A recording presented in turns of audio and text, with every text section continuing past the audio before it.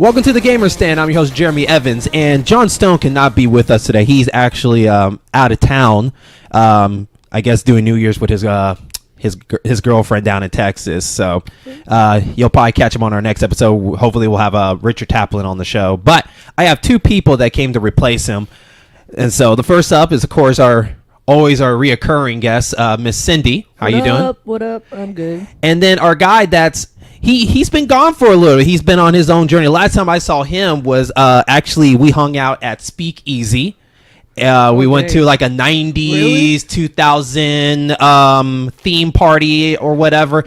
I remember because I was with a group exploring, but I remember Trayvon was in the main room listening to Michael Jackson in the bar. He was just loving that whole album, talking to one of the bouncers and all this stuff. And I remember you had your hair... It was pretty big at that time.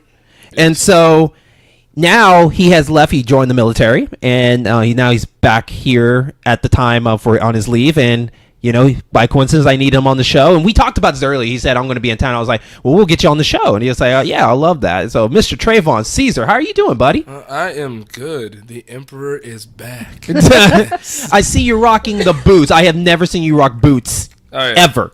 Is that recent? Yeah, these are recent. These are pretty. I love these boots. Where'd you get them? My Boot Barn. My one of my good buddies was like, "Hey, I'm gonna get you some cowboy boots, so you can rep Oklahoma." Which everybody in California has cowboy boots from their hometown, and I was forbidden to buy cowboy boots in California. Really? That's a thing? Yes, that's a thing. And it's like, yeah, I'm on base, and I'm like, oh, people like you either wear Timberlands, Chucks, or cowboy boots, or a pair of Jordans. There's only 4 shoes you'll ever see. Okay. At least amongst all. And you didn't own any Chucks? I had Chucks. Okay. I have Tims, and I have Jordans. Okay, you had everything. So now I have my final. So so how recent are we talking about on the boots? Like these are yesterday. Like these are brand. Oh wow. And you okay? Yes. I'm trying to break them in, and they feel great. But so like, are you one of those people that have like the hardest time putting boots on in general? No. I have a system. All right, so the way I was trained, I didn't know there was training. Oh, it's training for it. Like, I'll say this: the day Call of Duty comes out with a tutorial where it says, "Hey, put on your gear and this time limit," and yeah, I will accept it as a official war game. Okay. But no, like I have a system when it comes to like putting on my clothes and getting done. Like I remember getting dressed regularly. As a civilian, and it's like, just take your time. But now with this new mindset, it's like I gotta get ready for dinner. If we gotta be at somewhere by 12, and it's like 11:40, by 11:43, I'm completely done getting ready with everything. That makes sense though. It's like, I mean, I do that, and I'm not even. It's a mindset thing, man. It's weird. Well, somebody says, "Hey, man, I need you to be there at 11." I'm like, okay. I just don't like being late. That's just really what it is. Oh, yeah. And I hate it when people, we need to be there by noon, for example, and they're getting ready at like 11:45. Yeah, just taking this sweet time. Yeah. I think it might be just me and Trayvon thing. Our culture. You pick a time. We work around that time. We don't get like on time, but we work around that time. Either we're a little bit before or we're a little bit after. Because we don't want to be the first ones there waiting or whatever. All eyes on us when we walk in. I just forgot where exactly your apartment was. And I was like, I'm here. 15 minutes early. I made it. I didn't know you got dropped off. And I didn't really get dropped. I drove up here, and my wife wanted to go get some coffee. And I was like, yeah. I was like, yo, go get coffee, and you just come back up here and stuff like that. And she's like, okay. And I'm thinking we found building 16 because there's building 15 and then there's building 17. And there's an empty space in the middle. Yep. I'm like, what in God's green earth is this? I did that the first time I came out here. So yeah, I was just stuck. I was like, oh, okay. You gotta listen to directions, man. Take the last right. I promise you. I know it looks weird. Just trust me on this. You keep going down because a lot of people get confused if you come here to the greens and the links that the greens. It's the first buildings you see, and that's it. After anything past that, it's all links. So weird, but they're owned by the same company. That's why is the reason behind that. But at the same time, maybe they should have had a sign behind the sign saying, "This is Greens." Remember, I'd agree with that. That would make more sense. It'd be easier. Yeah. No, there's a tiny sign next to a dumpster that says the links. I didn't even know a dumpster had that. It says warning. we are not responsible for any golf incidents on your car. I'm like, oh, because you're next to a golf course, I guess. I got you. Like, I got you. You can't sue me if a golf ball hits your car because maybe you should have picked a different apartment complex. This is nothing bad against the Links. I love this place. Okay, just in case you guys hear this, you can't sue me. I love you. Okay. I actually feel sorry for the apartments before here that actually has the big chance. I don't think it'll be okay. Actually, it'd be really hard to hit mine because the people behind me should be getting hit by golf balls. I'm like more in the front. So unless that ball has the major curve of no other and breaks my window, then I need to talk to that golfer personally. Sure. Like, what were you doing? Like, the golf course is right down there. Like, how did it come here? Were you trying to play it off from the street? It's like, this ain't Mario Golf. Eh, I don't know, man. Someone's got that Princess Peach swing. You know how powerful that thing was. Man. Rip. Woo! Rip. But we are your bi-weekly podcast. We do it every Saturday, and we put it out on Wednesdays. But I want to talk about New Year's. Now, when you listen to this episode, New Year's is over. Hopefully you had a great New Year's and whatever. But here, we're going to kind of talk about, about New Year's in general. Are you guys planning to do New Year's? And then follow up from there, do you guys have any resolutions at all? Or do you guys believe in resolutions? So. I do believe in resolutions, but I don't have like plans this year, and that's simply because I have to work. 'Cause Okay. I work too much, but I'd like to hope that maybe next year will be a little bit better. Okay. Or like maybe taking better care of myself. Trying to get off, too much soda or too much, Right. desserts, sugaries, whatever. Mm-hmm. But some of that can't be just, oh yeah, I'm gonna try it. You gotta you gotta go and stick with it the entire time. You can't just Do you have like a pie in the sky that you always have on your list every year? You're like, I'm gonna try. It's not a guarantee, but I'm gonna try. Do you have anything like that? probably quitting smoking. Okay. Because I've smoked for the last so many years now, Okay. and I shouldn't smoke because it hurts sometimes. I can tell, but it's just one of those things you get addicted to, just like anything else. And Or you're having a bad day. oh yeah, Or- yeah. So I think I'd like to say that would probably be on my list. It has been probably for the last few years, Mm-hmm. but Okay. it's gonna take time. What about you, Hell Caesar? Oh shit. Well, I'm hoping to. Man, it's kind of weird when your goals are basically career-wise. That's not bad though. It's not bad at all. Well, that's why you have short terms and long terms. Yeah, I'm I hoping think you're on your long term right now. Yeah, long-term goals right now. But Yeah. my long-term goals, I'm hoping to hit rank up at least twice. Okay. Which is possible. Just good behavior. And Is this proving something? yourself. Is this something that you think you're gonna be in for a very long time past your 2 years, or just something like I just want to do this and then I'll probably get out at this time? Well, I haven't really thought too much about that strictly because I'm still in training.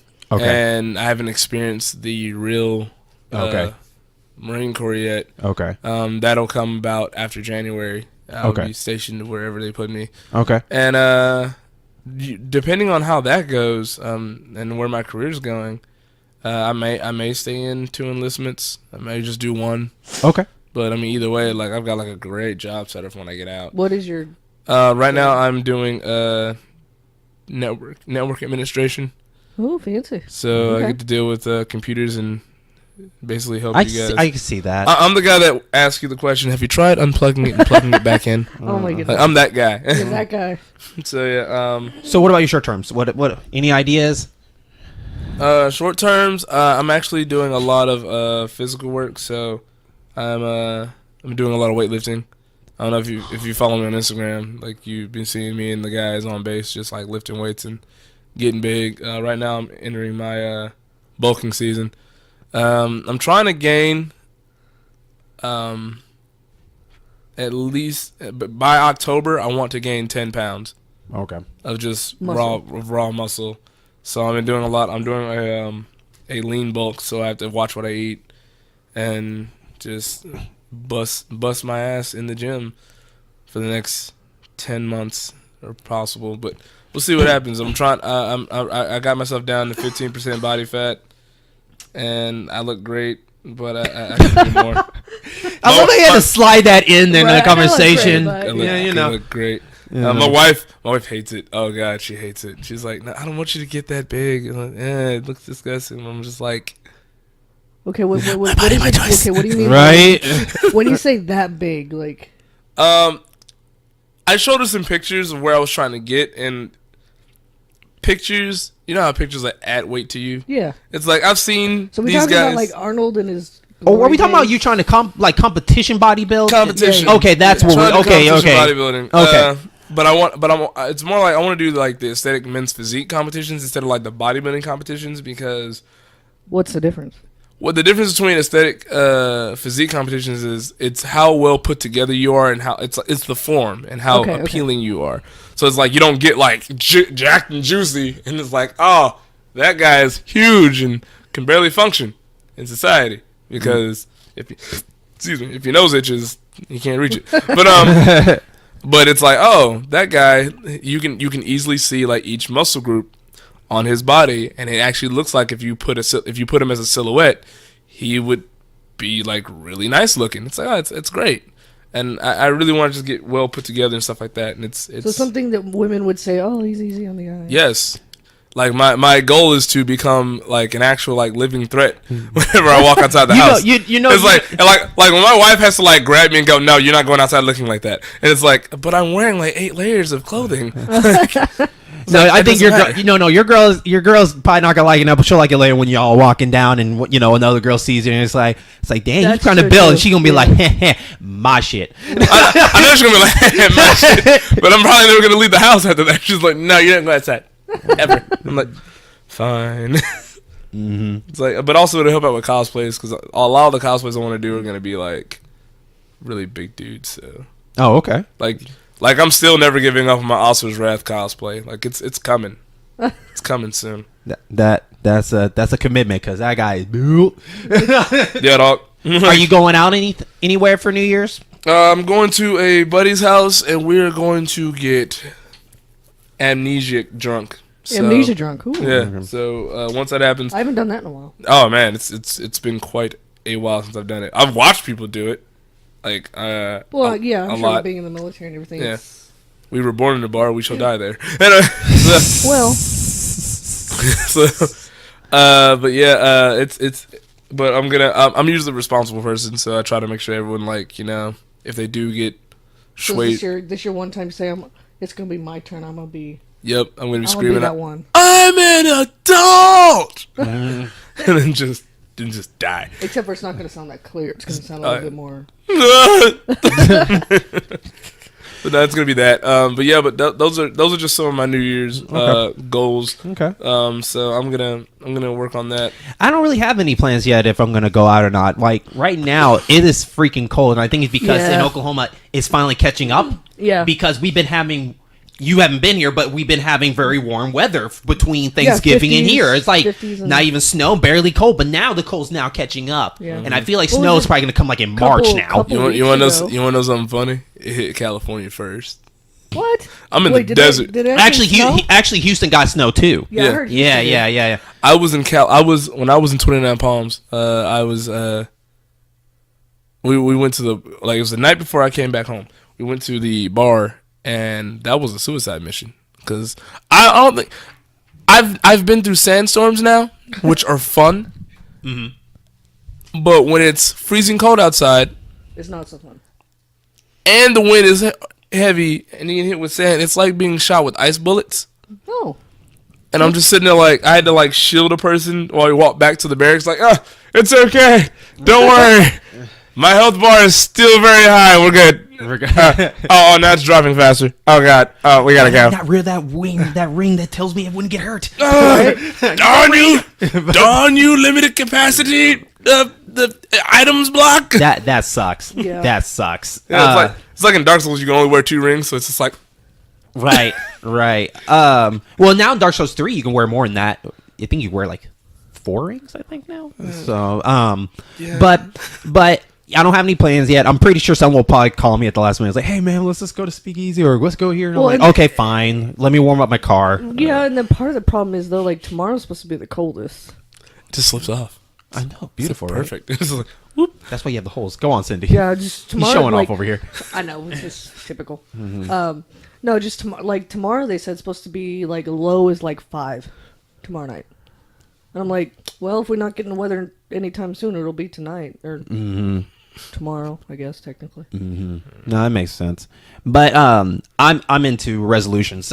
Even if they don't work out or not, it gives me that motivation to keep trying. I have a board in front of my refrigerator that I write my goals on. Like, here's my goals. This is what I try to do.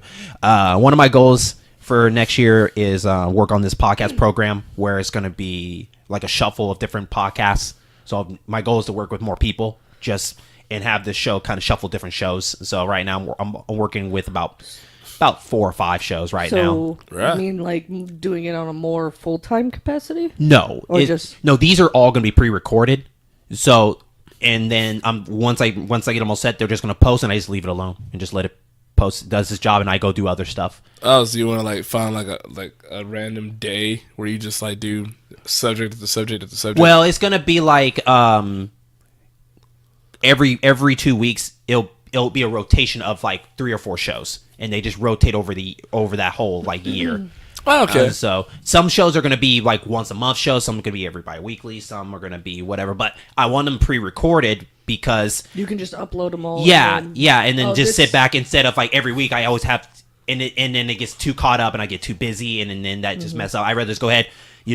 Starting now, like every Saturday, every Sunday, I have a show I'm doing with one of my coworkers. I mean, one of our coworkers, one of my friends, and then I have one on Tuesday with Travis Hanna. Okay. Basically, And coworkers. Say what? I mean, You guess you can say that, but I'm not paying him, so I don't want to say coworker, right? Right. But Co-slaves. but just get them pre-recorded because in rotation 6 episodes. And in rotating with other ones, I don't have to worry about that show till like maybe almost the end of that year. Right. And then everybody come back in, let's record 6 more episodes.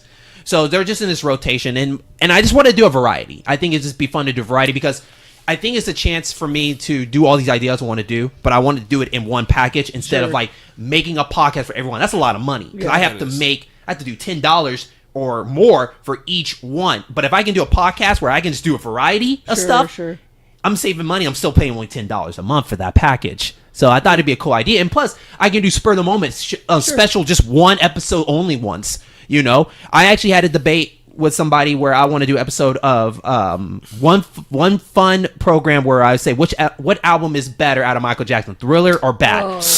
I want to do an episode. I want to do one episode that I want to have a listening get together.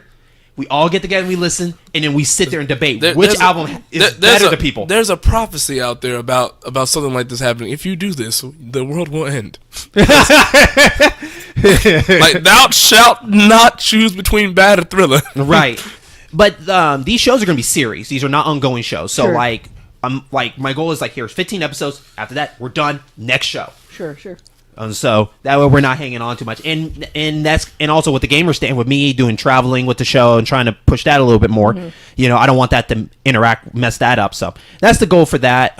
My pie in the sky I've been doing for many years, still slowly working on it. I don't know a lot. My listeners probably don't know, and you guys probably don't know this, but my dad is he's a writer, and he wrote 10 books. Yeah, he wrote 10 martial art books, and so. There were Karate Master 1, 2, and 3, Jack Ward, O Warrior, all this stuff. But I feel like that there's a legacy that I want to help carry on to that. Now, I'm not write a book because Jeremy don't read books. So okay. No. I want to do something with writing. So one of my pie in the sky, and I'm going to try to push myself this year. I would like to write a screenplay. Just write a screenplay. Now, this is not something that I hope that gets made. It's just more of the principle of just actually writing it. Sure. Just getting the basic down. I wrote something, good or bad. Just write something.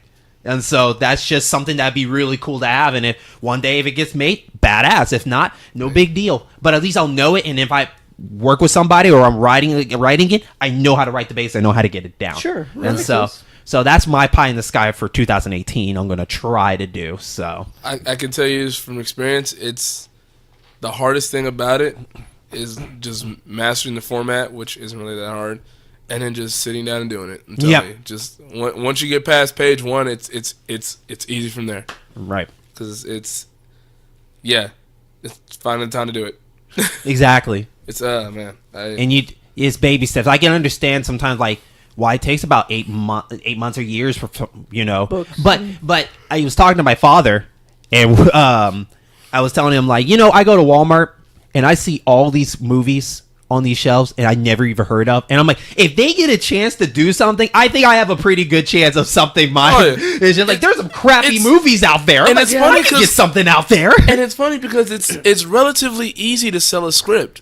You just have to be annoying enough. Yeah. Like the best the best new coming script writers who are getting jobs right now are freaking annoying. And that's what that's what producers will tell you. Like they just will not. I think that's in general. Is if you want to push your product out or you pushing your vision out, you have to be annoying. Even my podcast, I have to annoy people. I have to go to whenever I see them at an event, like, here, take my card. Hey, let's talk. You have to, because that's Pulling you up want my messages. right. Like, But like, you want them. You want to annoy them so they'll remember you. yes. That's your goal. Yeah. Is to make sure they walk out remembering your face and your image. So they're like, oh yeah, I remember that guy. Well, it's the I same- remember him. He annoyed me. Yeah. But I remember him. And that applies for getting a job too, though. Mm-hmm. You want this particular job; it's your dream job. But if you don't consistently pursue it, they're just gonna be, oh, that's just another person who applied. Right. They're not gonna remember. Yeah, and she's right. It applies. It really, if anything that you have to want to or you have to work towards, usually getting the jumping on point is you have to be annoying about Yeah. it. You gotta annoy the people. It's like, I mean, just gotta annoy people. Right. And that's how you get noticed. That's how you get picked up. That's how you recruit people. But beside that, and we'll take a break in just a second. But I'm actually trying to look for kind of like a new path in my life right now. Like trying to find like maybe see what else is out there outside my cooking. So 'cause I work at a hospital and I cook, but I've been cooking for so long that I kind of wanted to see what else is out there. I kind of got burned out. And when you get burned out, that happens that you do at work, you don't want to do at home. Like I don't like cooking at home. I want to cook at home, but I don't like to if I'm cooking all day. Sure. And so you come home, you make a sandwich, and this guy, well, this is disappointing. Right? Yeah. I could have a steak right now, but I just had cooked 10,000 steaks earlier. I'm not feeling this. Yeah, just trying to see what else is out there, take a new path, see what's going out there. I mean, your path, I think, for you, Trayvon, I honestly didn't think that you were going to do the military until you told me, a couple days before we went out to Speakeasy that you were interested into it. But I don't know if you were really honestly thinking about that far back. Honestly, I'll say this. Here's the progression of season 1 of going into the military. When I was a little kid, I loved Rescue Heroes and the Power Rangers. Oh man, Rescue Heroes. I was like, man, what can I do to be like those guys? Have a team of people that actually give a crap about me, and we work together and we save the world. And then I loved reading stories about knights and you like the Middle Ages, the Middle Ages and stuff yeah. like that, medieval times, and then. Of course, it adopted into samurai and stuff like that. So basically, all the famous warriors that were just people looking at them like that guy was something. And then I saw a Marine commercial when I was little, and I was just like, huh, that's basically a knight, and that just stuck with me for years. And I mean, in my household, really couldn't do anything with the military, so it wasn't really encouraged. And then when I grew up, I was just like, you know what? Yeah, this is actually what I want to do. I want to be a firefighter. But then I was like, nah, I think something much more noble was calling me, and I said, yeah, I'll do the Marines, because those are, I mean, in my opinion, those are the knights of our era, at least in my opinion, and by what the commercials will show you. Right, It's but you'll never see those knights in water. I mean, all that armor, they just boom, just drown at the bottom. Oh yeah, no, we fixed that. We fixed that problem. It's called light armor. Light armor. it's like, hey, here's a vest. You can swim in this, can't you?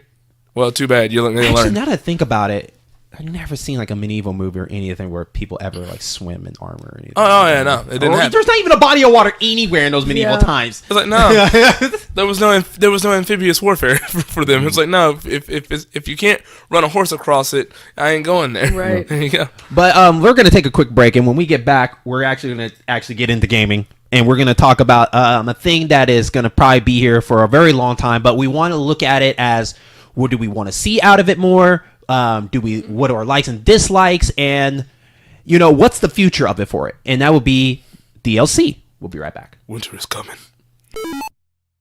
Hi, my name is Jeremy Evans, the host of the Gamers Den podcast, and I want to thank you so much for listening to this episode on Podbean, iTunes, Stitcher, and YouTube. If you enjoyed our show, please subscribe so you can be up to date when our shows premiere. And if you already done that, go ahead and leave a review telling us what your thoughts about and how much you enjoyed the show. With all that, thank you so much.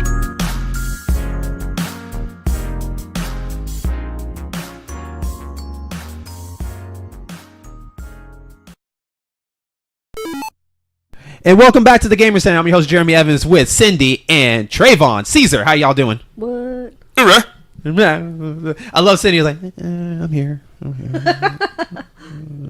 It's cool. Let's talk about some games. So, we're gonna talk about DLC. Something that's been kind of happening. I want to say early 2000s. I think since like I want to say Xbox 360 and PlayStation 3 was like the beginning of that, because in the old console it was more, here's your package, we can't give you any more, sorry. Right. I'd agree with that. Yeah, I think early. Yeah. So, but it was slow. It was very slowly how it came in. And I think it actually, and I could be 100% wrong, so correct me, but I think it was more of the multiplayer games. That's where the DLC started coming along, like extra maps, extra costumes and colors. I could see that, and honestly, I can see the origin of DLC as far back as when certain computer games would sell expansion discs. Yeah, like, there you go. Like their Sims, games. Like Sims had an expansion disc. You could go buy the expansion pack, and it was a totally separate thing. And it's almost to the point where parents would go in and like a parent say, "Hey," kids like, "I want you to buy me Sims 3."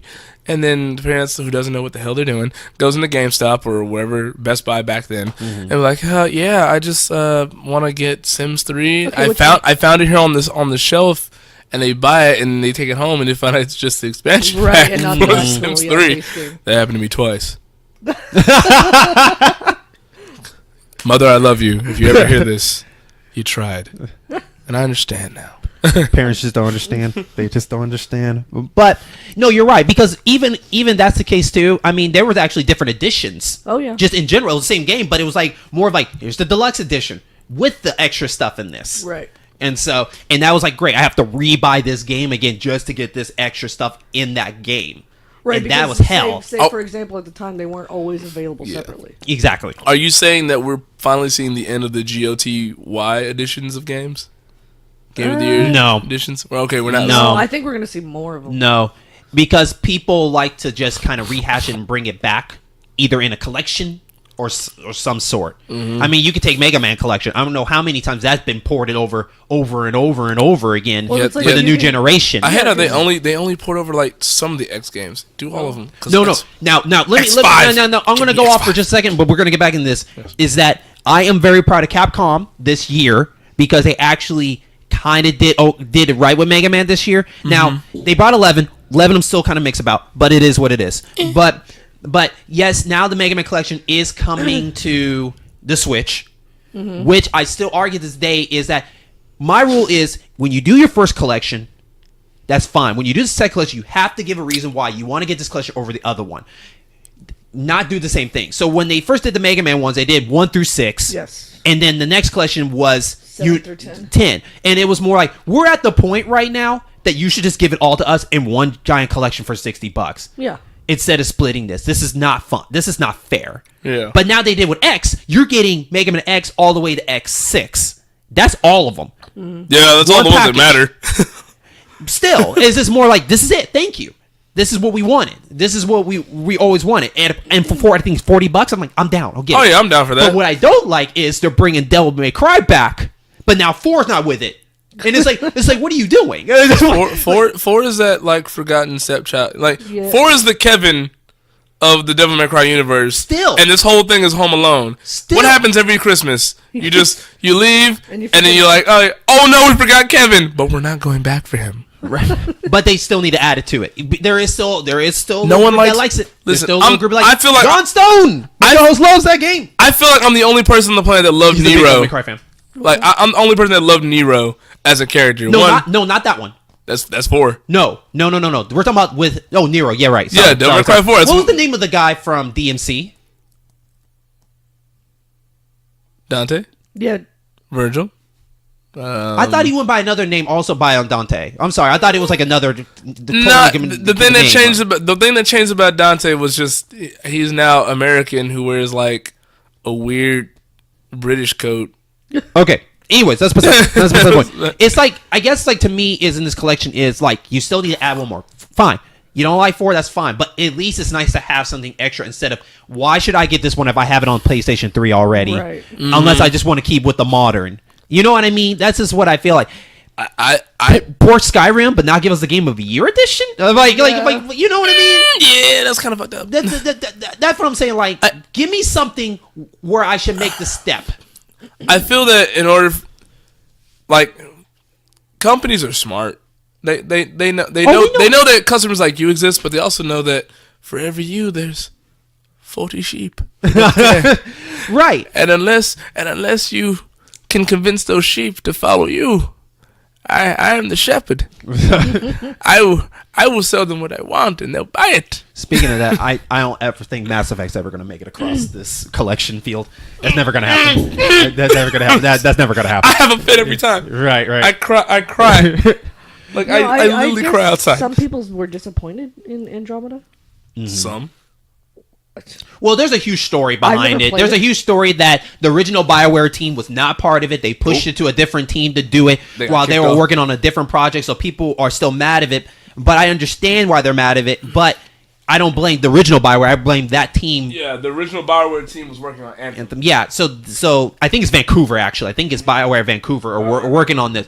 But I feel like they're like, okay, we're going to try to do this new story in our way. But I feel like they just didn't read the handbook of how the original style worked. Oh, they just what those people did. They looked at Let's Plays of Mass Effect, and that's all they did. It's like, hey, look, they looked at and they looked at Let's Plays of Mass Effect 1, because that's what the cutscenes looked like when it came to talking to people. It was like, wow, this is like Mass Effect 1. That was bad. The Jeez. comparison, like 2, looked better than that. But that's beside. But that's another saga to talk about. Was wrong Mass Effect. But we're talking about DLC, and Yeah. And when it comes to DLC, it's basically what it is. It's basically feels like that sometimes, and we're gonna go into the like and dislikes right now. Is I like how they want to add more stuff to your thing. What I don't like is it feels like that they take certain material out to milk you to play it to complete that story. Does that Destiny! Does that make sense to you? Does that make sense? It's kind of like if you play, let's say, for instance, Mega Man. We're talking about Mega. It's like, hey, we're going to give you these 7 bots. Wait a minute. There's an 8 bot. And it's like, wait, what? Right. Wait. It's like, wait. You took a piece of the story and you're holding it hostage unless we buy it. Yeah, like Asura's Wrath, the ending. Like Exactly. you had to buy the ending of the game. It's like, wait, what? Or play a bunch of hours for it. Not even. No, you didn't know. It's like it was literally a paywall. Like you had to buy the last episode. Okay. Like for Asura's Wrath, you had to buy the last episode. And honestly, that wasn't that bad because anyone who has played Asura's Wrath, you get so wrapped up in the story because of it's just. All right, Asura's Wrath is the Jim Bro of all video games. It gets you really hyped up, and you get really into it. It gives you all the pre-workout you need, and you're just like, "Argh!" And then when you get to the end, it's like, it's that one last episode. Yeah, okay, I'm already here, so I might as well. It's like you don't get burnt off of it because one, it's a cheap DLC for one. At least when I bought it was cheap. But that's a big thing. It's like they take a tiny piece, like almost an insignificantly small piece, but it's just enough to make you go, what the fuck, when you get to that point? And you're just like, the fuck? And it's like, no, it's paywall, buy it.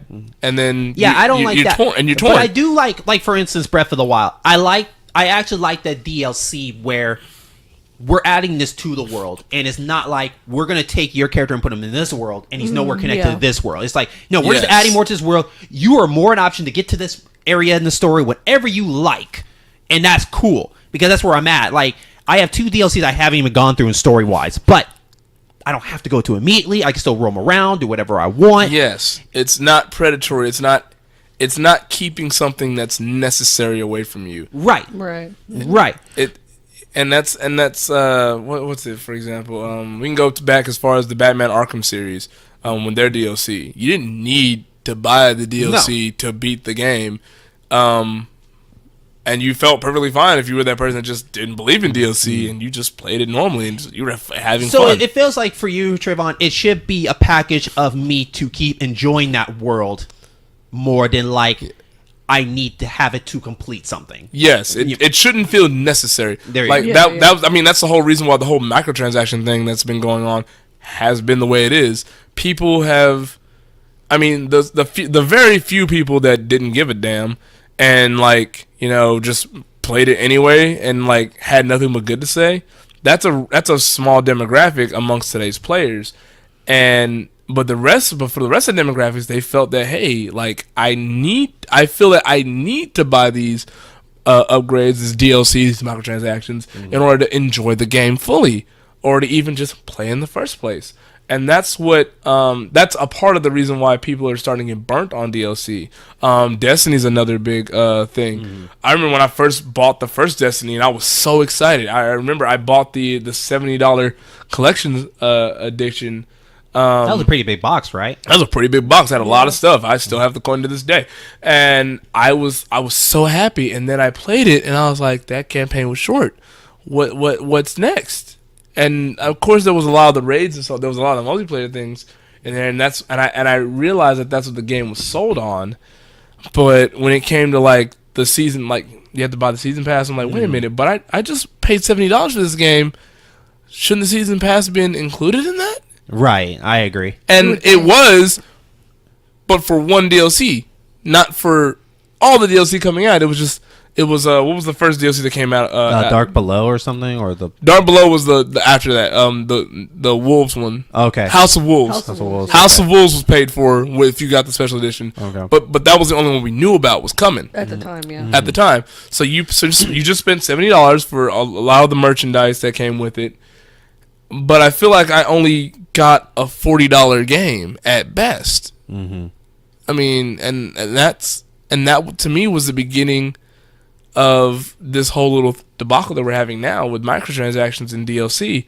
It feels that, like you said earlier, they're keeping vital pieces away from you, so that way you have that. It attacks that part of you, that completionist side of you. It's like I have to do this because this is a part of the game, not... It's the carrot on the stick. Yeah. Man. Yeah. Yeah, it's not like that, hey, I'm having fun here. Oh, wait, they're doing this too? I think that'd be cool. Yeah, let me try it out. It's not... It's now necessary Another pieces. thing, too, and I need Cindy to put her input in here, but I don't like where... I hate when you play multiplayer games when it comes to DLC where you don't want to be left behind either. So your friends are like crap, they're getting the DLC, but I don't want to pay that much for something like that, but my friends are ahead of me, and it's like, why is the price like that? It's not fair. And now I know some people are like, well, you know what, you're gonna have to suck it up. Fine, I understand that too, but at the same time, it's more like, if you get a special edition, give me something worth in this special edition. Do you think the statue is worth? I don't know if you got a statue for your thing, but but regardless, like, if I'm not getting a statue or something to make up for that season pass, or maybe an option, or give me an option. Do I want a statue or a season pass? Give me something. They're probably worth the same price, I guess. I don't know. But I don't. Sometimes DLC, it just sucks because you have to be left behind, or when they do updates. Yeah. If you don't have that DLC, sometimes you're not going to get the updates on top of that. Cindy, what's your input on DLC? What do you don't like about it? I mean, well, it depends on the game. So, like, for example, with, like, Breath of the Wild and Xenoblade Chronicles, the expansion pass, season pass, whatever DLC, you initially only get in-game items to help you. Okay. So you're really just paying $40 or whatever it is for some extra in-game items to help you, get better this or that. There is nothing as far as DLC wise to continue the story itself. Okay. And how much was that? For Xenoblade, I think it was 40, Okay. maybe 30, something like Okay. that. It wasn't. I mean, it didn't. It was. I was like, okay. Well, I heard there was going to be, eventually some, further DLC to continue the story. Mm-hmm. But found out that's not till like end of next year. Mm-hmm. So all the stuff that I've gotten so far that they have released for the DLC has just been in-game content. Like, oh, well, here's 5 core crystals that you can get blades from for Xenoblade. Okay. And I was like, I could just go around and play the game and farm some of that stuff. You're just gonna give that to me? Oh, you gave me some gold. Sure, great. I can buy some couple things with it. But so I paid $40 currently just for some gold and some core crystals and maybe a couple other things. I'm not gonna get any additional story content until almost a year later. Mm-hmm. I guess, like you said, it is different because maybe for RPG they give you so much that maybe that extra story will be worth that weight while you're dealing with this big world. As I played The Division, Tom Clancy's Division. I mean, I bought the DLC for that. It was about the same price, $30-$40, and it did get me some weapon skins. It got me a couple other items, but the first pieces of story was 2 months into the, or maybe more after the game released. But then, I got some story. It was relatively quick. I didn't have to wait necessarily as long as I would with, like, Xenoblade and having to wait almost a year for some extra story content. I mean, to me, it just really depends on the game. Like, certain games, like Destiny, like, that's one of those big, multiplayer games. It's like you said about being left out. Your friends are getting it. They got the DLC and they're so far, and they run they've run the raid X amount of times already, and they got all this really cool gear. And you're like, well, I don't know if I really want to spend the $40 on this DLC, but at the same time, I really want to play with my friends, but they're all playing parts of the game that I don't own because I didn't buy. And I think it comes down to this number one thing: is price. Like, what is the price of this package that you're giving us? And for example, like for $20 for Breath of the Wild, I got DLC 1 and 2. They both come with stories and different masks and costumes. I think that was a good price for that. Yeah. And I actually recommend people getting the DLC even before starting the game because you get a lot of features that help you in that game. And for example, you in Zelda, you go to these different towers, kind of like Assassin's Creed style. You go up the tower, you mount you mount your thing, but you can teleport there. And also in shrines. Any shrines that you discover, you can teleport there. But with the DLC, they did a good job of adding something to make it like easier for you. For instance, but you have to find it first. That's the cool part about it. I like about it. It's like, okay, you gotta work for it if you want it. Yeah. And so you get it, and now I can make a teleport spot anywhere I want. And then I can go somewhere, and then I can just teleport right back where I made that planet. And I thought, that's cool. That is a cool add-on to something that they didn't really have to do. Right. But that is cool. It makes it easier. Or for instance, like you can call your horse to come get you. But in the game before the DLC, he has to be near you. You have to be at a certain distance, and he can run up to you. And I'm not talking about like you from where on the show, like me and Trayvon distance. No, we're talking about like if you can be all the way at the entrance of my apartment, and he'll hear you, and he'll run up. That's pretty good. But in the new DLC, he can just teleport right to me. That's a cool add-on DLC for a package that they didn't have to add. Yeah, because it only enhances your enjoyment of the game. It Exactly. It's not necessary. It doesn't feel like, hey, why didn't you give this to me sooner? It's just a nice. It's flavoring. That's all it is, and that's the fine. The only downside with DLC, though, I think it's going to get to a point where you're not going to be able to play a game unless you buy the DLC. Right. The day one crap and all that stuff. Well, not necessarily, but close. Yeah, not just that. It's like, oh, well, you don't have the DLC, you can't play the game, period. That's true. Mm-hmm. That's true. I can see that coming in the future. I don't know what game's going to start that. With both Battlefront games.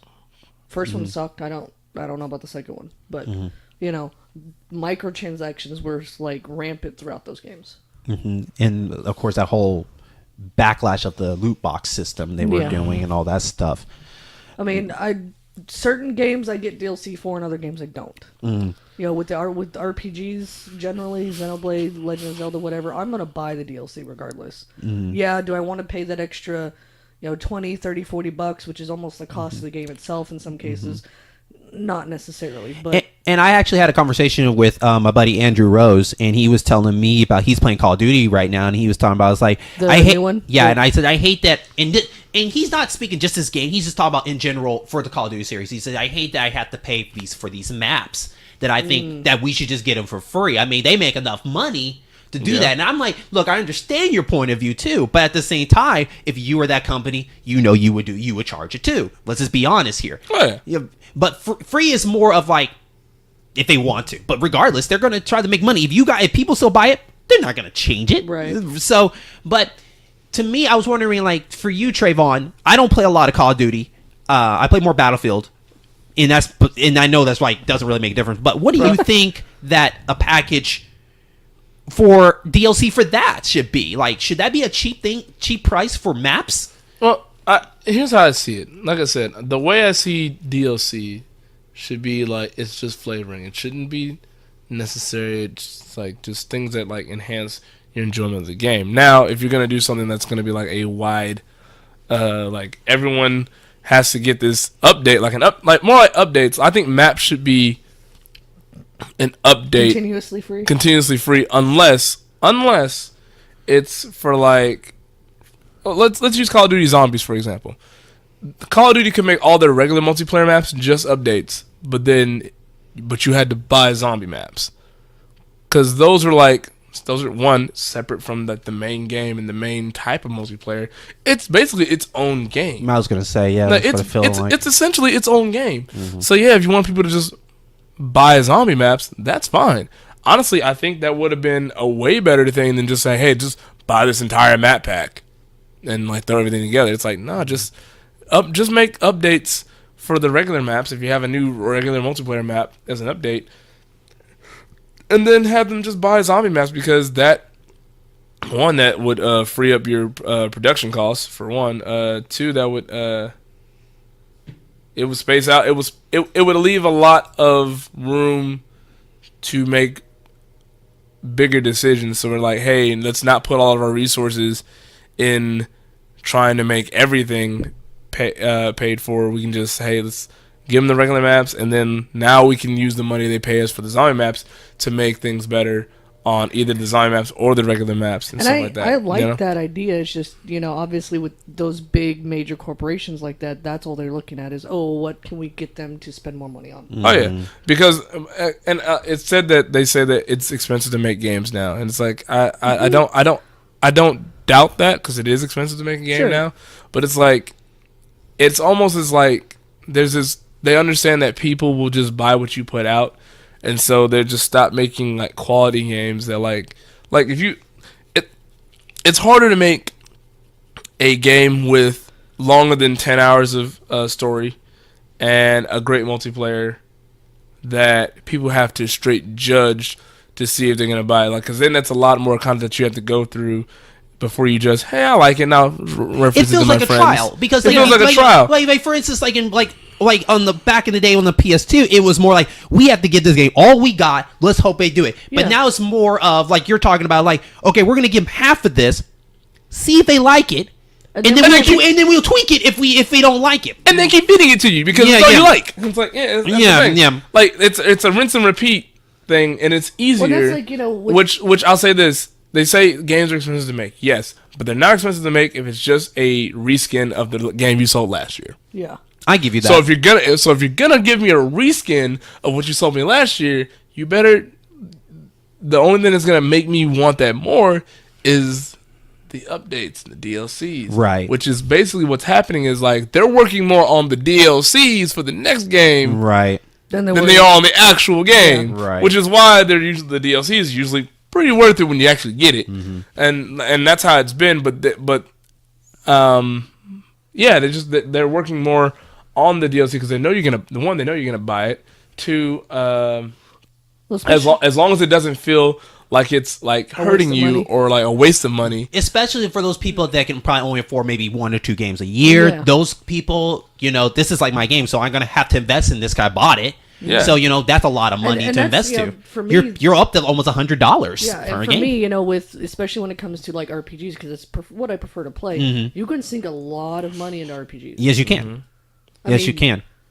But I think compared to multiplayer games, and you can disagree with me, I think RPGs do a good job getting more of the payoff a little bit more. No, I'd agree. Like Witcher Yeah. 3, I think the DLC for that's a Oh big my God. payoff. Oh yeah, like both DLCs totals 30 extra hours. And Right. That's Oh, yeah. adding to the story, Right. as Yeah. well as all your. That's additional- optional. Well, that's because that company is awesome. CD Projekt Red is amazing. but Right. Well, yeah, but- I mean, look at all this stuff they gave you for free initially. But let me ask you guys this. But remember, it took like years for Witcher 3 to come out, so they were working on all that for all this time. That's true. So let me guys ask you this: can you guys give me and don't go, you don't have to go into a long story, but can you guys give me a DLC experience that you had that just worked out for you or don't work out for you? Can you? I'll go and go one for me. And this has to do with this set right here in front of me, my amiibos. Oh God. I think that buying the characters was something that felt like a little bit bad experience to me, because I think these characters should have been something where maybe if I bought the amiibo, maybe that should have been unlock the characters instead of like I have to buy the character in the game. Now I bought Cloud and all that stuff, but I feel like that I haven't bought Bayonetta because I was at the point where it's like I feel like that I'm buying these characters for almost $8 and it's like, why are they so high? And I don't really use them that much. I mostly use them just for people that when I have people together, like I want that character. Sure. And I feel like, well, now I'm missing the whole package. You know what I mean? It just feels weird. I feel like, I'd rather take my chance trying to find amiibo and unlock that character than actually, like, I bought the amiibo. Why don't you be able to get the character? And don't get me wrong, I don't regret my amiibos. I like my amiibo. I like the way they look, regardless if they do anything or not. But Sure. but at the same time, it could have been a cool bonus to me. Like, look, I paid like $12 for this. It's the same amount, almost about the same amount that I'm buying for a character in the store to unlock that character in the game. Right. So I felt that was a little bit of a bad experience for me personally, but a good experience for me was Mario Kart, where you only paid I think $15. You got all the DLC they had. And plus, you get extra skins for the Yoshis and Shy Guys, and I was like, that's a pretty good package of what they Yeah. did. Granted, the Switch one now is battle mode, which I'm glad that wasn't behind the DLC wall. So, Yeah. Oh boy, battle mode for. for the Switch version of Mario Kart 8, right. I have a couple bad ones. One, the infamous horse armor from Oblivion. Go into that a little bit. All right, so when Oblivion came out, there was a DLC. Like it's one of the most infamous DLCs of all time, and it's just, hey, spend this money and Get a get horse. useless horse armor for your horse. It was just a cosmetic. It's just cosmetic. Okay. And it's like, oh, it looks cool. Does it do anything? No, it's just cosmetic. And I was like, oh, that's So you Weird felt like you point. were really burned from that. yeah. I was one. really burned from that. But Was then it expensive for just that horse armor though? oh no, not that I remember. It's relatively inexpensive, but it was just like the fact that it was so hyped. It's like, Oh, okay. horse armor, Okay. And that was the Oblivion. only thing that got. You want Was the this horse- shit? Yeah, it was just horse armor. So it wasn't like there was any extra benefits. Oh, no. get the He horse doesn't armor run for your- faster. He Run doesn't do faster, anything. they take damage. You take him to town and show him off to the kids. it was just horse armor. It was just that. And that's one of them. But then also like Mortal Kombat 9 and X, where you could buy Jason and Freddy and all them. Oh, yeah. Oh yeah. It's like And then- when they had character packs, it's like, you know what? I was that person that was smart. I just sat back and said, listen, I'll wait for 3 or 4 characters to come out, give it 6 months, and then it becomes a whole character pack, and I'll just pay for that. And then And then you find out that ultimately that price jumps up to like $24, $25 for like 5 characters, like 3 characters, and then Yep. you'll never play half of them right, and then next thing you know, they come out with Mortal Kombat XL, which had all the characters. for free. Yeah. I'm like, oh no, That that was. messed up. I was. Thank you, Game of Year edition. I saw. That's why I Yeah, love Game 'cause- of the Year editions, because you don't feel like a sucker at the end, because like, oh, like when Skyrim came out, I was like, I did not buy any of the DLCs. The only punishment in which I think at our age it doesn't really matter is the difference between being the first one on the block with it and then playing the waiting game. Like, Yeah. I'm cool. They can play ahead of me. That's cool. But I want to save money and get the Game of Year edition. I don't have to worry about that. Right. Yeah, and I remember like I bought Skyrim all the DLC came out, and I went to my local GameStop, traded in my regular Skyrim for the Game of the Year edition Skyrim, which means I even paid less for the full game anyway. So it's like, haha, and I have everything you spent, and I only ever spent at a maximum $60, $65, and then I did my head like this and walked away. Right. And I was, it's like, to me, I feel burned when that happens. I feel burned when I buy a DLC and then that happens. It's like, well, why the hell did I buy the DLC if I was just gonna?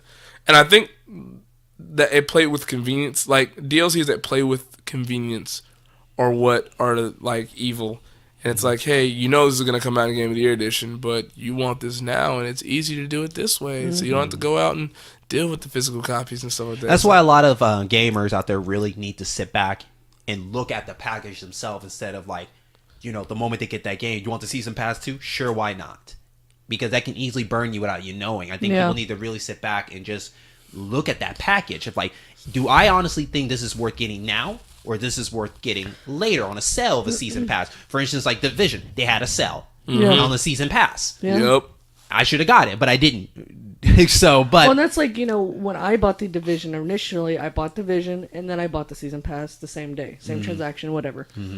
And then it's like you're talking about now, what just recently or like last week or something was on sale. Yeah. If I would have just waited, I could have saved myself some money, and that's like, I think for me though, like my worst experience for DLC would probably be Destiny. Okay. Yeah. Okay. Because I've played the first one, and Me too. I'm playing the second one. Played-ish. I heard that Mercury one was bad. The recent one. I don't know. The laser cannon. The Osiris. The Tomb of Osiris DLC, which is basically like, hey, end of the game here. It's like, Because I heard like the campaign was like only like 2 hours or 3 or something like that. Yeah, you pay like $30 for like $30. 2 hours of gameplay. Yeah. And what pisses me off now that I think about it is that not only do I own Destiny 2 and the expansion for PS4, I also own it for PC. Okay. Yeah. So I spent twice over Double for dip. the same game. Yeah. And But that different platforms, and yet, the Trial of Osiris is 2 hours. Yeah. And it's like, and also you don't have access to any weapons that could come from that DLC at all. Like, used to be playing. Like, I can still play with my friends on a raid on a specific raid from my area, and they have weapons that I don't have access to. That's right. I can pull rare engrams and shiny engrams and stuff like that, and it's like, well, I have like this awesome gun.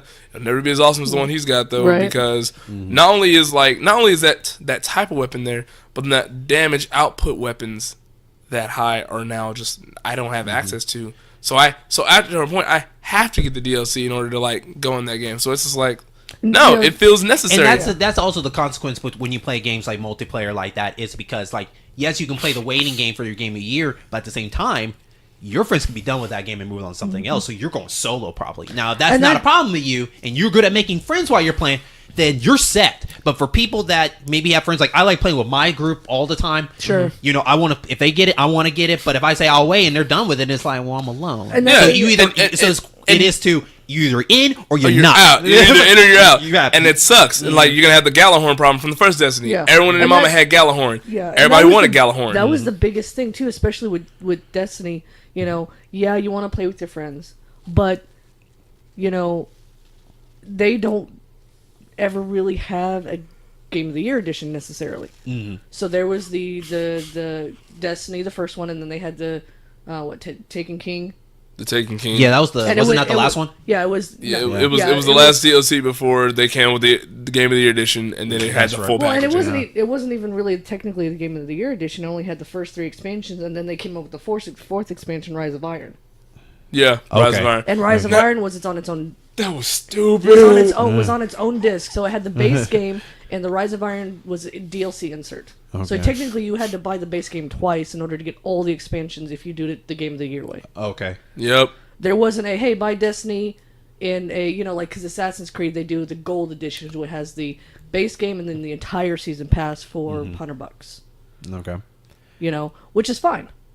But, so with the first Destiny, you had to buy the base game and then the season pass. Or you could play the waiting game a little bit, so you could get Destiny plus 3 expansions, but you're gonna miss the 4th one. So then it was just like this whole convoluted thing, and it was just ridiculous. So I have 2 more questions, and then we're gonna have to wrap this show up. But my second question is, and I'm in a mix of this one. Should add-on in customize stuff like weapon skins, armor and stuff like that? Do you think that should be behind a DLC wall, or you think that should just be always in game, and you just have to just find it, or by the luck of the Irish that you find it? I think they should, in my opinion, anyways. Like, if it comes to just simple things like weapon skins or maybe, some skins for your costumes gear, or whatever, right. yeah. I think, and now this might be a little unfair, I think what CD Projekt Red did for Witcher was fantastic. So with Witcher 3, they had 16 pieces of free DLC available. This was weapons, gear, all that kind of stuff, day one. Okay. That was fantastic. Now, I honestly think gear and all that should be free in a game. Yeah. So I think they especially did great. If they don't do anything. Right. And then they had their 2 expansions, Blood and Wine, and then Heart of Stone, I believe it was. Yeah. Mm-hmm. Those you paid for, yes, but that was 15 hours of gameplay each. Yeah, and I think, don't you go to a different world anyways where new clothes and stuff and weapons would be there anyway, so it's kind of part of that package anyway, so it's kind of like, kind of works out its own way. Yeah. What about you, Trayvon? I want to go back to a classic way in which you got character skins and stuff like that. Achievement based. Like I remember, so you unlock the achievement. Yeah, and here you go. It was old. I think it was old fighting games. Was like you have to perform 3 takedowns of specific type, 2 ring outs, and something with a certain character, or play so many hours with a certain character, to get this costume unlocked. So you want the reward system? The reward system, and then, or if you want to just download them, then it's like, hey, if you download for example, like download Heart of Stone, the Heart of Stone expansion comes with 4 or 5 free in-game items that you can download piece by piece, and like that's great. Or if you're gonna make me pay for cosmetic items, either explain that they're just cosmetic items, or let them be slightly buffed. Yeah, but then again, only do that in games like RPGs and stuff like that, where it doesn't matter. It doesn't like it. Like I said, it only enhances your time playing. It doesn't like make it to where it's like you can't beat the game if you don't get this armor. Okay, it's like. So those are my multiple like ways I would handle that. Like either make it reward based, make it but I mean actually reward based. Like you have to do some skill to that stuff. Like how Call of Duty used to be. Like, hey, get so many headshots with a specific rifle to unlock the next rifle, or play so many hours with a specific gun to unlock the next gun. That was. And each that time was you fair. unlocked it was slightly better than the last. And it was slightly better than the last one.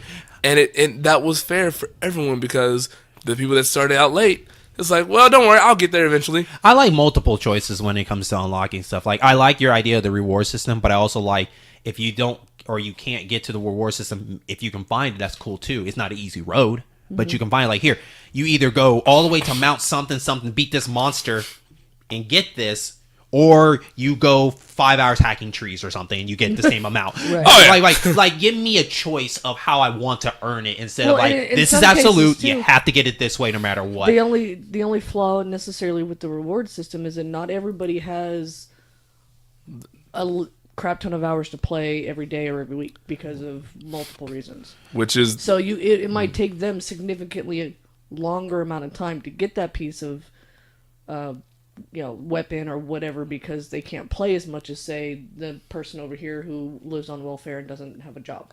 Right. Well, I guess that's why I like the multiple choice. Right. Like, give me a choice of how I want to do it. And if I do want to pay for it, fine, I'll pay for it too. But give me options of, I don't want to pay for this. Well, here's the other way you got to do it. And there's some games that do that. I'm not saying all games don't do that, but there's some games that do that. And that's what people liked about Destiny when it first came out, because that's Initially, what we thought it was going to be. It was going to be a grind fest. It's like, yeah, you can buy access to the weapons, but you still got to grind for it. Like, they don't technically unlock in the game until you've gotten to the certain point in the game where you can get it. Where you can get it. Yeah. But it was like, and that's what Destiny was. It's like, okay, but then that's where you kind of hit, like, they kind of messed up in a little bit, where it's like, hey, now you have to get the DLC just to get access to these weapons. But if you don't ever buy that DLC, Or- no matter how much grinding you do, you'll never get to that level of stuff because you haven't activated that like, paywall. Yeah, some of those DLC stuff. Okay, you can only find those weapons in this portion of the map, but you can't get that map unless you buy the DLC to unlock it. Okay. Otherwise, you can't even find it. But what about grinding to get weapons that are strong as that when they're just not that gun? No, that whole level of like damage and all that stuff is behind that paywall. So yeah. Now to my listeners, I'm pretty sure like you're probably thinking like, wow, they are really bashing hard in DLC, and I'm like, it was like, but it has ups and downs. I'm not saying there's not good stuff about it. Like I said, the good stuff about DLC is we get to be in that world longer with more stuff. It's just the downside of it's just. Do we feel like the package that we're getting is worth it? Yeah. And, some people are going to say, yes, to me, this is a good price for the package. Some people are going to not. So, Yeah, it just really depends. yeah, so it really depends. Shadow but- Mortar is the best. Shadow Wars is the best example of that. Like yeah, you can buy the orcs that you need to do this really awesome stuff, or you can just earn them. Right. But then they mess up by putting it where you So have my to last do that. question before we wrap up the show, and this is probably going to be a little bit longer conversation, is the future of DLC. What do you guys want to see, in your opinion, the future of DLC? What would you like DLC to do in the future? Now, we've seen a lot of experiments, from EA Battlefront to, Zelda, but like you personally, like what would you like to see? And you're welcome to use Destiny again, because Destiny seems to be a great example of what not to do. Destiny's gonna be the one they grow off of. But you personally, well, Cindy, how about you go first? Like, what do you like to see in the future of the DLC? I mean, I kind of personally like just the way and how I view games and stuff like that. I'd prefer that they did something like CD Projekt Red did. You got all of your pieces, your gear, your armor and stuff for free, and your DLC that they came out with as far as additional story content, whatever, was its own piece of DLC. Yeah, you got some extra armor too, but initially stuff to get you started, slightly better gear, weapons and stuff like that was already available to you without having to worry about whether or not, yeah, you might have to progress in the story because, you can only use this armor at such and such level. That's fine. But at least I have it already here for me. That way when I get to that level, I can automatically use it instead of having to search for it or having to pay for it. That way, But, and that's just me. Like everybody's going to be different. But like personally, I'd rather, if I'm going to pay for DLC, I want it to be more story, not just story or just armor. Okay. Because if I'm gonna pay for more story, I'd rather pay for more story than armor that I could have crafted or I could have, come across eventually. Okay. What about you, Trayvon? I think this. Well, it's kind of along the lines of what she's saying, but I want, if it's gonna be truly necessary for the game, that should be the stuff that should be paid for. But if it's going to be like things like such as map or just armor that really doesn't do anything, it's just cosmetic, those should just be update stuff that you can download later. That you still have to go to the marketplace to get them, but they're just free downloads. Like, we have this available. You want it? Here you go. But if it's going to like she said, add to the story and stuff like that, that should be the stuff that should be paid for. My hope for what DLC,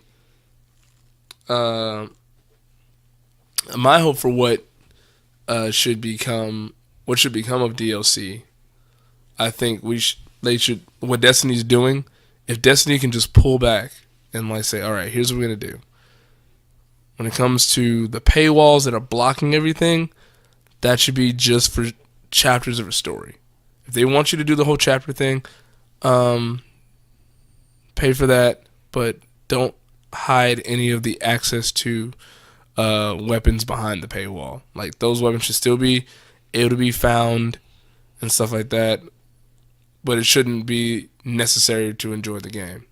Okay. I think things that are necessary to enjoy the game should not have to be paid for.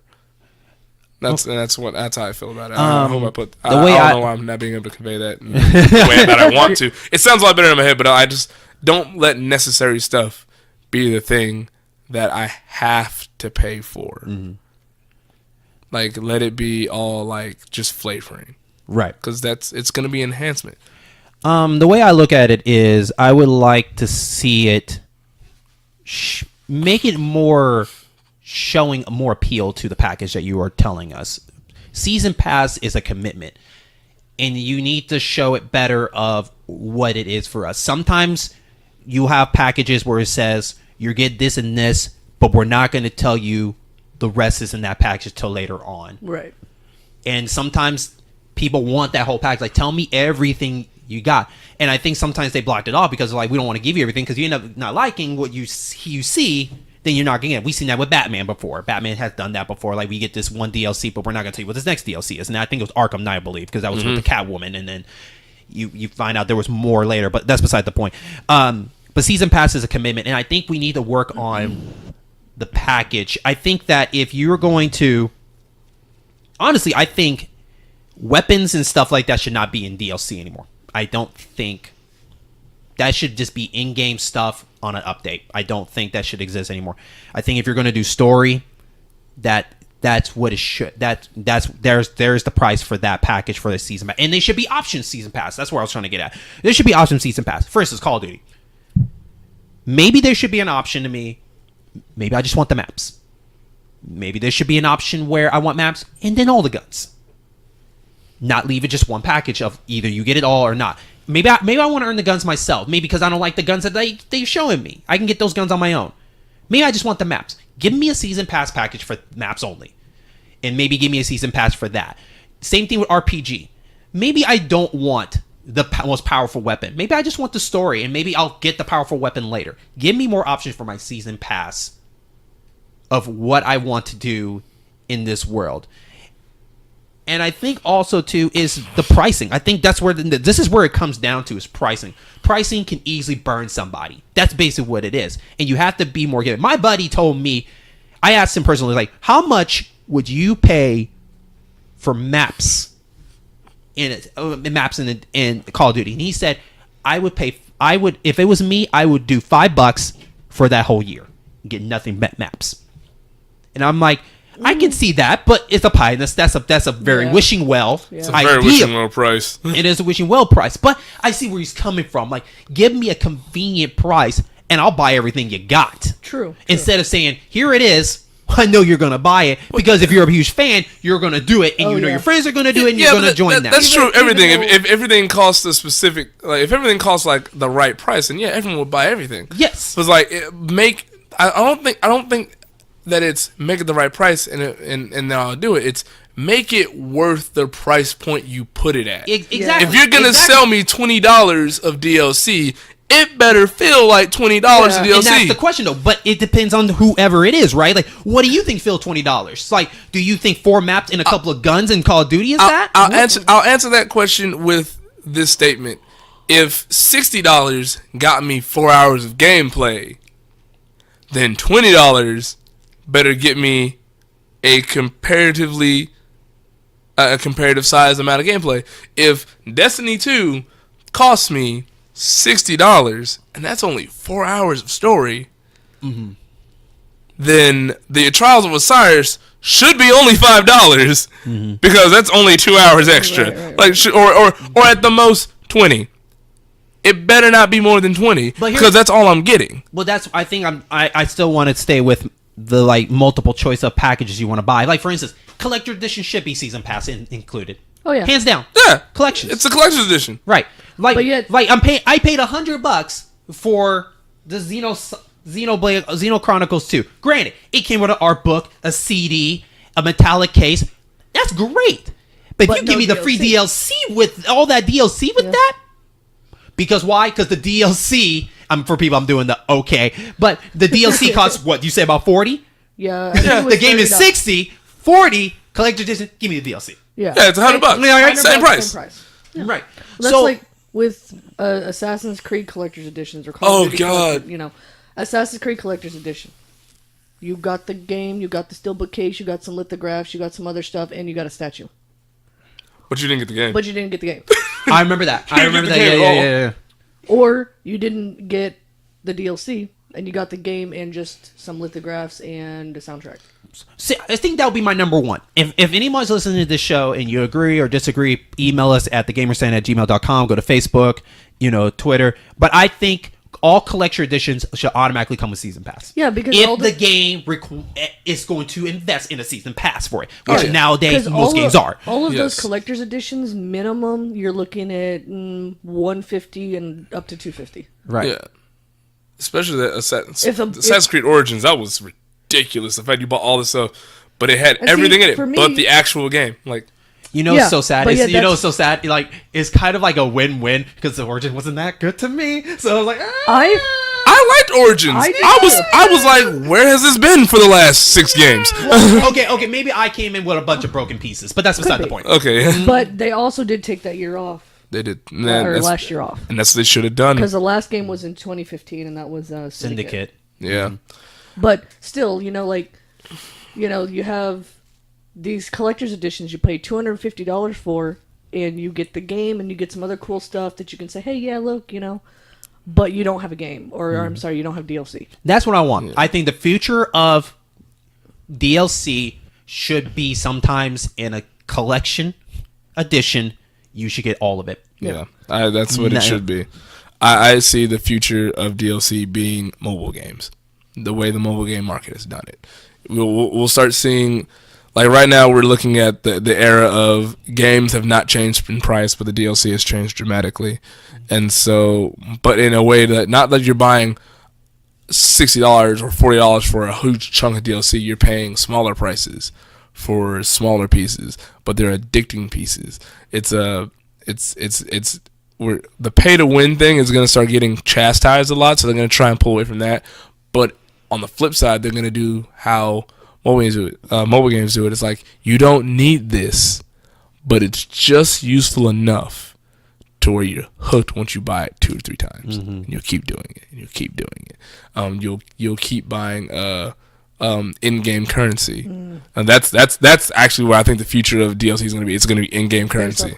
Yep, it's going to be cryptocurrency inside of the game itself, and that's where all your money's going to be bought. Because Destiny tried to do something similar. You can buy silver. Yeah, you can buy silver, and it's like, oh, that's great. And then you use that silver to buy Ingrams or whatever else to potentially get a new weapon or some whatever. And honestly, that's not bad. Like, honestly, that in itself is not bad, but it's the other decisions they make on top of that that kind of ruin it. And it's like there are good things about DLC, but for every one good thing, there's like 4 or 5 bad things. Whoa, what are you doing here? And we just gotta find that beautiful medium. I think that beautiful medium will be found once gamers start screaming loud enough, like they did with Battlefront 2. Yeah. And even though there's apparently now a rise in naysayers against the naysayers, that happened out of nowhere really fast. It's split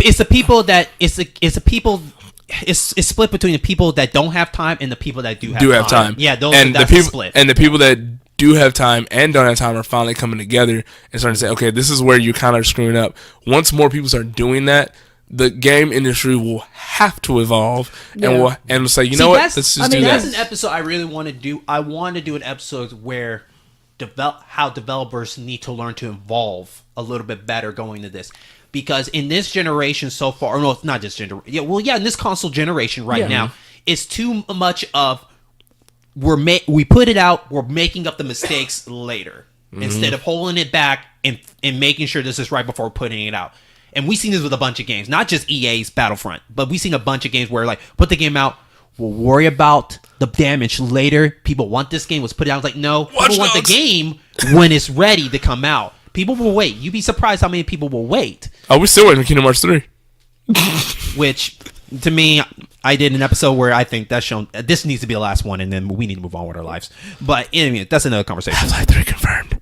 Say what? Half-Life 3 confirmed. Yeah, I saw that the other. I don't believe that. It's no. Actually, it's fine. I'm playing Half-Life 2 again because I was like, you know what? I haven't played it in a long time.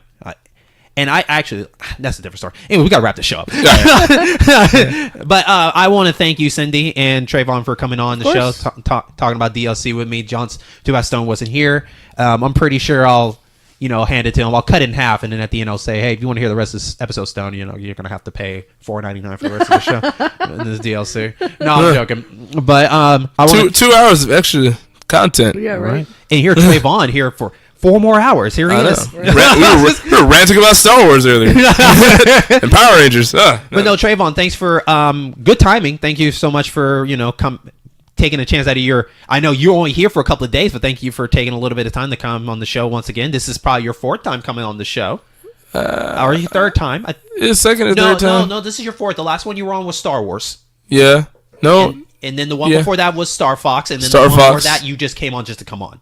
Oh yeah, you're right. Yeah, you're so right, this- yeah. This is 4th. Yeah, my this 4th is appearance. 4th time. My 4th appearance. Yeah, Yes. so My 3rd, I think. no, I think this is your 4th one too. Oh, speaking of that, yeah, was I right on Star Fox? By the way, was I right about that? Oh, that's very right. I can't remember. No, you were hoping that the things we talked about wouldn't happen. You were hoping. I was hoping. You were hoping.